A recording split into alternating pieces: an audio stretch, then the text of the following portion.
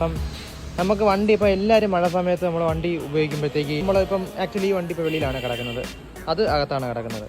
അപ്പോൾ എനിക്ക് ആ വണ്ടിക്കകത്ത് എനിക്ക് ശ്രദ്ധിക്കാൻ പറ്റാതെ പോയ കുറച്ച് കാര്യങ്ങൾ നമ്മൾ ഈ വണ്ടിയിൽ കൂടെ നമ്മളത് ശ്രദ്ധിച്ച് അങ്ങനത്തെ ഒരു സംഭവം വരാത്ത രീതിയിൽ നമ്മൾ ചെയ്യാൻ പോവുകയാണ്. അതായത് എല്ലാ വണ്ടിക്കകത്തും നമ്മൾ ഈ ഡോർ തുറക്കുമ്പോഴത്തേക്ക് അതായത് ഇതിൻ്റെ താഴെയായിട്ട് ഈ വെള്ളം ഡ്രെയിനായി പോകാനുള്ള കുറച്ച് ഹോൾസ് ഉണ്ട്, കണ്ട.